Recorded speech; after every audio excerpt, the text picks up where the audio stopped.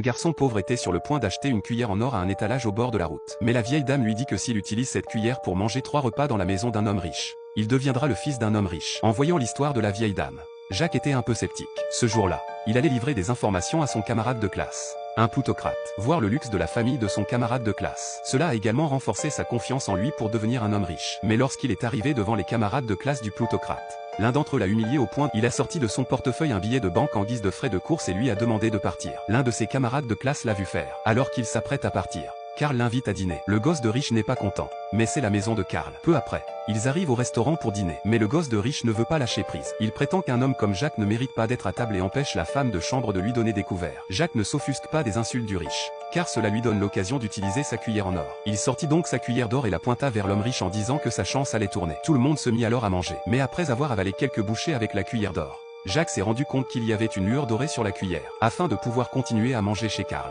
Jacques lui a proposé de l'aider à gérer son patrimoine. Le jeune homme riche l'a vu faire. Il s'est alors approché de Jacques et l'a averti de ne pas s'approcher de Karl. Ce qu'il n'a pas réalisé, c'est que ses actions ont accéléré le processus de changement de l'identité de Jacques en celle de Karl. Il se rend ensuite chez Karl et lui remet le rapport qu'il a rédigé. Karl est heureux de recevoir le rapport. Jacques voulait qu'il l'invite à dîner. Selon l'accord de Karl, la femme de chambre apporta 2 bols de nouilles. Jacques tremble et sort sa cuillère en or. Au moment où Jacques s'apprêtait à manger, le riche père de Karl est rentré à la maison. Il fut surpris de voir Jacques. Il commença alors à accuser son fils devant tout le monde. Il lui dit que se lier d'amitié avec les pauvres est une perte de temps. Karl n'ose pas désobéir à son père. Il aida donc Jacques à emballer ses affaires et le renvoya. Mais Jacques, à la porte, n'est pas satisfait. Il regarde la cuillère en or qu'il tient dans sa main. Jacques fit demi-tour, attrapa la nourriture dans la main de la servante et la mangea. Il termina ainsi son deuxième repas chez le plutocrate avec une grande bouchée de nourriture. C'est alors que le père plutocrate et la belle-mère de Karl firent leur apparition. Embarrassé, Jacques est prêt à partir en panique. La belle-mère de Karl se rend compte que Jacques a oublié ses couverts. Elle lui tend une cuillère et une boîte en bois d'un air dégoûté. Ce qu'il ne savait pas, c'est que Jacques allait bientôt apparaître comme leur fils. Sur le chemin du retour,